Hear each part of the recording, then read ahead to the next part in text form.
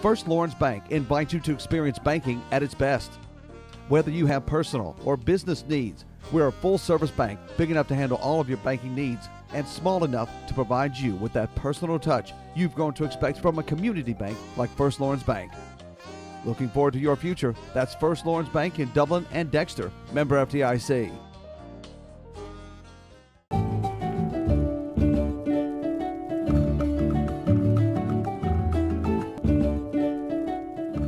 Hello everyone, I'm Pilar Archila with Pure Gold, and I have two special guests here with me, and they're going to talk to us about a very important subject. I have here Dr. Jeff Serrata, and he's the ER doctor. And also I have here Ben Doyle, and he's the coordinator for the Chest Pain Center with PCI. And what we're going to be talking about is about the early heart attack care.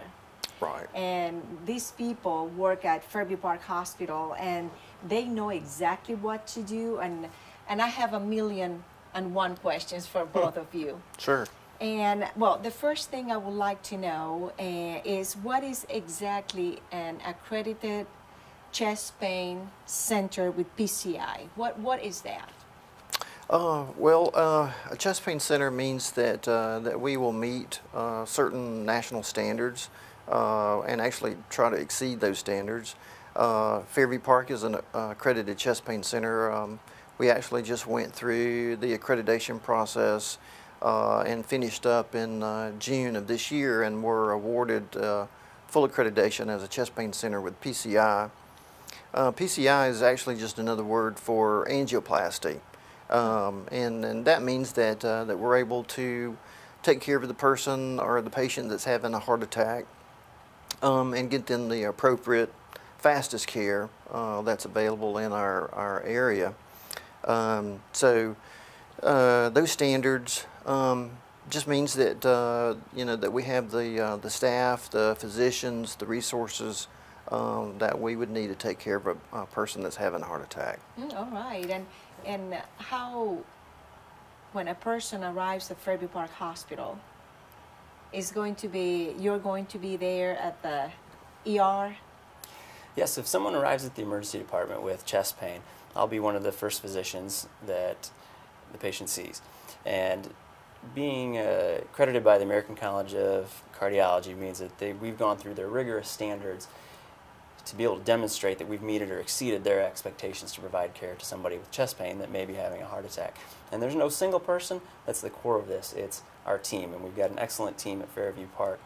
Lots of hearts and lots of minds that have put their souls into giving the best care to the community.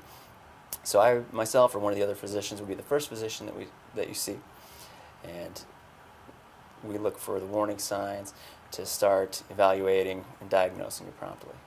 And how does Chest Pain Center impact Dublin, Georgia?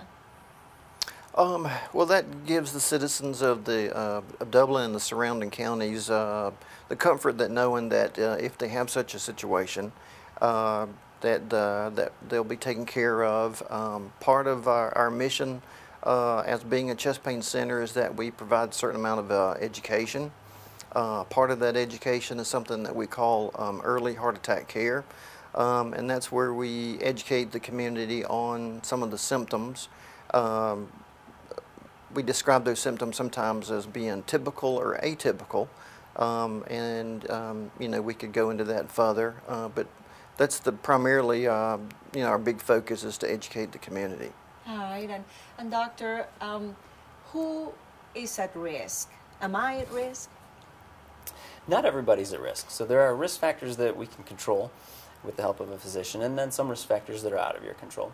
So the factors that we can control are our blood pressure, cholesterol, diabetes, being overweight, and smoking. And then there are certain factors that we can't control, such as our age, hereditary risk factors that we've inherited from our parents or other family members, race, and whether or not we've had a previous heart attack or stroke in the past. I do have a brother, not really, he did not have a heart attack, but he had a bypass.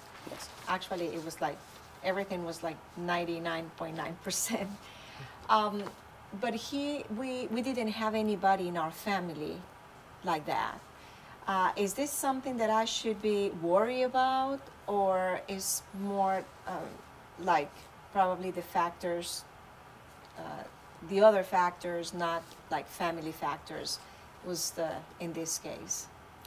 This would be a great opportunity for you to schedule a well visit with your primary care provider, and they can evaluate some of these critical numbers for you. So they can evaluate your blood sugar, your cholesterol, talk with you about your lifestyle and see how active you are, whether or not you engage in a regular exercise routine. So right off the bat, I couldn't say whether or not you're at risk, but certainly very young, and that's a plus for you. But if you see your primary care provider, you can evaluate these risk factors and help modify any of them that could still be modified. All right. Are females more at risk than males? Well, if you look at the studies that's been done by several of the organizations, it appears that females over the age of 55, some of the post menopausal females tend to show signs later in life than men do.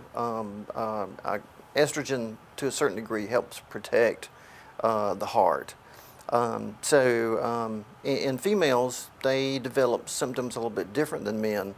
So typically what you see on TV or what you may hear people describe as like chest heaviness, pain, sort of dull, achy pain. Those are what we sort of call the typical presentations. The atypical presentations are what you would not commonly see, but see more in women, such as pain in the neck, the jaw, the back, suddenly feeling fatigued or weak, shortness of breath, nausea, or sometimes just a feeling that something is not quite well.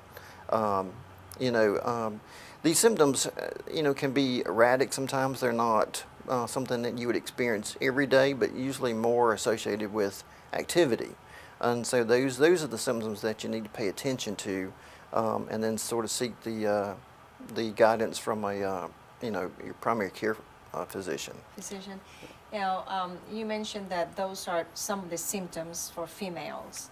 Right. Are the symptoms for males completely different or similar also? They're not completely different. There are some similarities. And so while statistically women may have a less likelihood of having a heart attack, we also know that they're not as typical in their presentation. And sometimes we have to search a little more to be able to find it. So we know to be more cautious with women if the symptoms are vague. But men are more likely to have a squeezing, crushing type of chest pain that would radiate out to an arm with accompanying shortness of breath, sweating, and often vomiting. Those would be the more typical symptoms, whereas in a woman, as we said, it might just feel a little off. Right. I noticed that none of you mentioned this, but we had a friend that his feeling was that he has like a heartburn, and he actually passed away, and they found him with water and Alka-Seltzer and the last thing he did was to call his son and tell him that he really had indigestion. Is that typical, or because at this point, every time my husband said, I feel with indigestion, I always tell my husband, let's go to the emergency room. And he goes, my gosh. Is this something that is normal? Not everyone has the same exact symptoms. I mean, each person sometimes will vary, some or the other. You have men that die suddenly that have no symptoms whatsoever. But there again, you start to look at your lifestyle, your risk factors. What makes you more susceptible of having a heart attack. Yeah, men especially will try to be stoic through these episodes, and that's unfortunate that sometimes we as men will try to say, well, this isn't really a chest pain, it's an indigestion, or we try to describe it in another manner. And that's one of the important opportunities or times you have to come let us see you in the emergency department to do a full evaluation and see if that's the case or not. And time can be heart muscle, and if you have any questions or worries, just call 911. Well, before we go on a break, I would like to ask the doctor, is there anything you would like to tell our audience, the people who are watching us? Yes, there's no place like home. And Fairview Park is here for the citizens of Dublin and Lawrence County, and we want to provide as much services as we can for our community. And that starts with the early heart attack education in our chest pain center, right through primary PCI or angioplasty, where we can open up blocked coronary arteries, and continuing with cardiac care and cardiac rehab after the event. And we are here for you.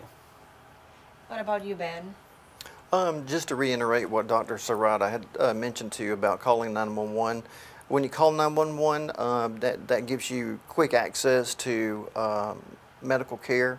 The EMTs, paramedics, they'll be able to get an EKG or electrocardiogram on you very quickly.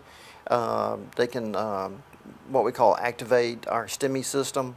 That gets you in the door faster. Not the worries that you would have to worry about if you were to try to drive yourself. When you're driving yourself, you put yourself and others at risk. You could become unconscious. And it's not to feel like you're going to bother someone. Really in the best interest, it's just better for everyone around if you just dial 911. You get the folks there that need to figure out what's going on for you, and then you get your good access to Fairview Park Hospital. All right, we're going to take a very short break. Stay with us. We'll be right back. Mid-State Pools and Spas knows pools, in-ground pools to above-ground pools. Mid-State Pools and Spas has over 35 years in the industry, building more than 3,000 pools. Now, we build all our own pools, never subcontracting the work out. So if you're ready to build a pool, renovate a pool, or you need weekly maintenance or liner replacement with a full 20-year warranty, call the professionals at Mid-State Pools and Spas. Visit our showroom today at 2273 Veterans Boulevard in Dublin and see the new line of Marquee Spas. For the ultimate in hot tub experiences, choose Marquee Spas. Also see our new selection of casual patio furniture, available now at our showroom, Mid-State Pools and Spas, where we know pools. Thank you for staying with us. I have here now with me Miss Sherry Robbins. She's the ER director, and we still have here with us Dr. Jeff Serrata. He is the ER doctor. And Miss Sherry, I have heard so many people about what's my number. Do we have a number? What are we talking about the number? When we're looking at numbers as it relates to heart attack care, we're looking at your numbers related to your blood pressure. Do you know what the top number, your systolic blood pressure reading is, your lower blood pressure reading? And there's some slight variations in that from males to females, and so you need to really follow up with your primary physician to make sure that they can tell you what your numbers are, and if you're borderline high blood pressure or if you have high blood pressure. You're also going to want to check your cholesterol levels, and there's a couple different types of cholesterol. There's the LDL and the HDL and the triglycerides, and they all have different meanings and they all have different ranges. I could give you the exact numbers, but it's better to go and sit down. And each person is with your different, I provider. guess. It is, and depending on where you have your test run, the ranges on the different instruments are a little bit different. That's true. But the doctor will sit down and go through the different ones with you and let you know what your risk factors are based on those readings. And also they like to know about your BMI or your body mass index. You know, how tall are you and how much do you weigh in relationship to your height? To your height. Yeah. Now, is it too late to start exercising? It's never too late. And exercise, a lot of times it's just being active. It's good to have a regimen where you do it on a regular basis. Walking is a great exercise. Just if you could do 15 to 20 minutes a day and just do it on a consistent basis. 30 minutes a day, 3 times a week, I think is pretty much the gold standard there. 30 minutes a day, 3 times a week. 3 times a week. If you like to garden, but being active is the main thing. You just mentioned the magic word, gardening. Gardening is great activity. Dirt therapy. Yeah, So yeah. take a little time and work in the garden, but the main thing is to not be sedentary, to be active. A body in motion has a tendency to stay in motion, and when you get sedentary, it's your risk factors kind of build up. You start building up. So it's never too late to start. It is never too late to start. Never too late. Exercise is one of the best things you can do for yourself. Good exercise, don't smoke, and you can have amazing results from that. And let's talk about the eating. I mean, the foods and everything. Because, I mean, sometimes I hear if you have high cholesterol, Don't eat fried food, don't smoke. And what about a person that has high cholesterol, that don't eat greasy stuff, don't smoke? I mean, that's probably family related. Some of it can be. Yeah, oftentimes if you still have a good diet but you have high cholesterol, then you got to blame your parents for that one, and it was hereditary. But there are still ways to modify that risk factor. If you sit down with your physician, they can help you find the plan that's best for you. And sometimes they might put you on some medications to help control that, and that's okay. And make sure you take them consistently. But with diet as a general, just low fat, avoid fried foods, avoid a lot of fast foods. I know we have a tendency a lot of times to get in a hurry and eat out. All those meals that are high in sugars. Yeah. And I always like to brag about Fairview Park Hospital, not only because it's wonderful and great. I am in the board of trustees and I believe in our hospital, but I have two wonderful people here that they both work in the ER. And I would love to know about your staff, about the people that, you know, we see in there, how many people, or just brag about the ER. We have a great staff there. Yes. We have a good relationship between our providers and our nurses, just a good interactions all the way around. We spend a lot of time training our staff. I know they get tired of the education sometimes because we have so much of it. But a lot of things like the heart attack care is time sensitive. So we need to make sure that they know the process to get things moving quickly. So if you come in with chest pain, if you come in on an ambulance, you come in the back door and we sort of have that pre-notification that you're coming, and we kind of get everything in motion that way. But then sometimes when people do come in the front door, maybe we're uptown, my husband starts having chest pain and I run into the ER. When we come in that front door, it's very important to make sure that you go to the front counter and say, I'm having chest pain. It's the first, first thing they need to say. Yes. Because sometimes we're busy and there's a lot of people there, but we try to prioritize, and if somebody's having chest pain, we're going to move you through a lot quicker. Right. And just by saying I have chest pain, we'll get in there and we'll get that EKG done. Our average door to EKG time is 5 minutes, which is really good, and interpretation by the physician is less than 10. So for our national benchmarks, that's really great. Yes. So that means we're going to know immediately, am I having a heart attack? Right. And so if we look at that and we say initially, well, that's not one that requires the patient to go to the cath lab, then it's kind of like, okay, this is where we are. We're not having a major heart attack right now, but let's figure out what's going on with that chest pain, and then we'll move you through. We look to try and move those patients, out of the emergency department in about 2.5 hours. I know that sounds like a long time, but if you look at everything you're getting done in that time frame, it's really not that long a time. We're doing EKGs and chest x-rays. We're doing what we call serial biomarkers. We want to check and see, because there's little indicators that'll get in your bloodstream that we can check for. Right. That lets us know. It's called a troponin. And we can check and figure out, is this something that's maybe just starting? And we might ask you to wait 2 hours so that we can repeat it in 2 hours, because if it goes up in 2 hours, then we know our action plan is going to be different. Now, with a blood test, you can find out somebody's having a heart attack, or? We can. Yes, so the blood test can give us a positive affirmation or tell us for certain that you've had a heart attack. And if the blood test comes back normal, that combined with your other risk factors and other parts of your evaluation, including your EKG, can help us determine a probability of how much risk you're at and what steps we would need to take next. And then if we go back and talk about our staff. The staff, yes. I have 70 staff members all together in the emergency department. They're made up primarily of RNs.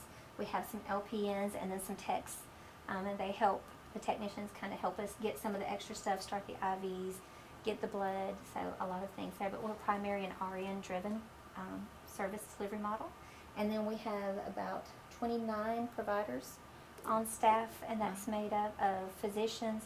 Most all of our physicians are what we call boarded physicians, or ABM, so they're American.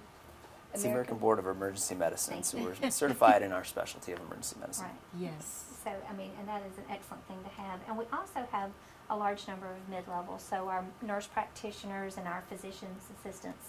A lot of people get confused sometimes, and they'll say, well, I just saw the nurse, talking about the nurse practitioner, not thinking that, those providers are actually responsible for the delivery of the medical care, and not the nursing care. Right, so, right. But we have a lot of training and education that we do with all of them.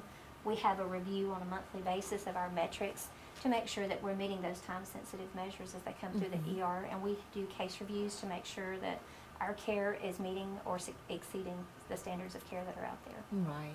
And also you do, I imagine, with the public, with the people, also education. Yes, we do. We spend a lot of time, we go out and we do community education with our EMS providers. So not only Lawrence County, but all of our surrounding counties as well. We also go to a lot of the health fairs that are in the area, some of the H2U meetings, or any organization that will have us come in and do education, some of the school systems. Ben, our coordinator right now, is working on doing some EHAC education for the children. Yeah. You would be surprised, but we've had cases where some young children have been with grandparents and have noticed, oh, something's wrong with grandma, and they call 911, and we've had some great success stories just by kids that have been able to activate the system to get help. That is so amazing. That is so wonderful. Do you have any short story that you may want to share with us? Successful? Well, I guess they're all successful, but we work really hard on some of the patients that come in to get their to get what we call daughter reperfusion. Reperfusion means we want to open up that vessel in the heart that's causing the heart attack. Right. And we've had several where when we've received the call, Ben, what is our best time, Ben? Hasn't it been like 23 minutes? So 23 minutes. The national standard is to have that done in 90 minutes or less, and on average, our daughter reperfusion time is around 54 minutes. Oh my goodness. So we do really well. That is absolutely wonderful. It is good. Dr. Serrata, do you have any stories in particular? Let me tell you, I work in the court system, and I've been doing this for like 23 years. I'm an interpreter for the courts and also for the medical. And if you ask me, I always have like 2 or 3 stories that, you know, stick with me. Is there any in your case? Well, everybody's got a story, and they're all very meaningful. Right. And they all stick with me.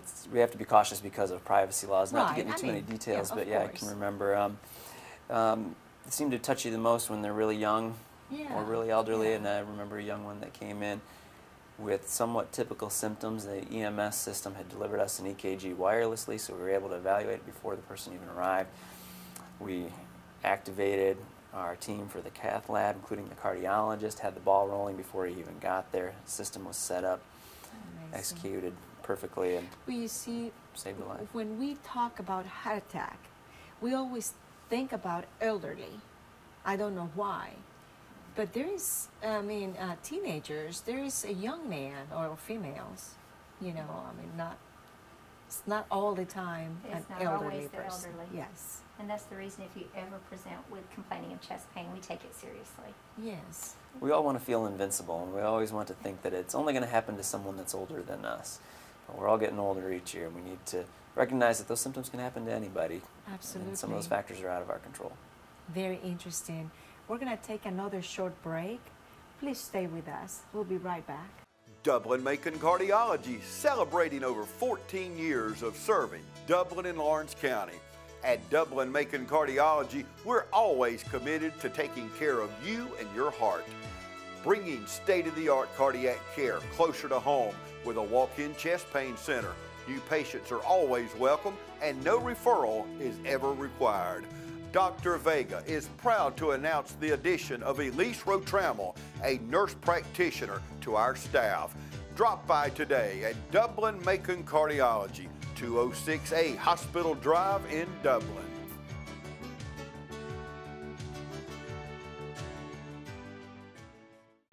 Thank you so much for staying with us. I'm still here with Dr. Serrata from Fairview Park Hospital. And also I'm here with Miss Sherry, and she's in the ER also. She is the director of the ER. Dr. Serrata, how long have you been working here in Fairview Park Hospital?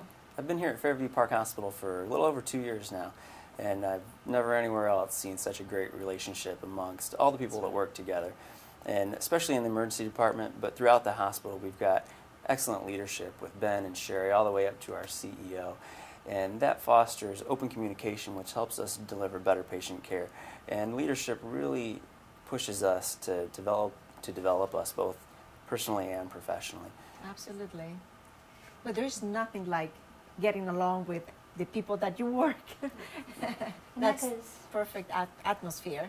It goes right along with our mission, which is above all else, we are committed to the care and improvement of human life.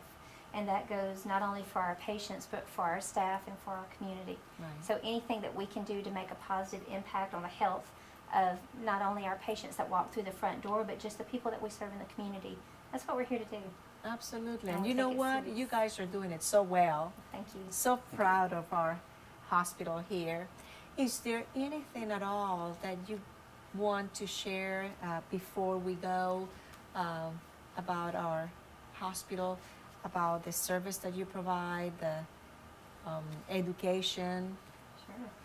You know, we were recently recognized by Truven as the top 100 performing hospital, Yes. which is an outside agency that looks at all of our quality metrics to determine, you know, how do we perform in comparison with our peers across the nation. And Fairview Park was picked as one of the top 100 performing. Yes. So a very excellent award that lets you know that how we're performing nationwide. So we think that's a good indicator of our care. We hope you don't have to have a need for our services, but if you do, please come see us, and I promise we will take excellent care of you. Yeah, and it's important to know that here in our community, you don't have to drive and go far away when you have the best of the best here. We have really good outcomes. Yes. And Dr. Serrata, anything else? I just want to thank everybody for giving us the opportunity to care for you. It really is why we are here every day. And we enjoy going to work, and we're happy to see you. All right, well, I personally thank you so much, both of you, being here and talking to us about this important subject. And I hope this is not the last time. This is the first time, but not the last. And thank you so much for accepting my invitation.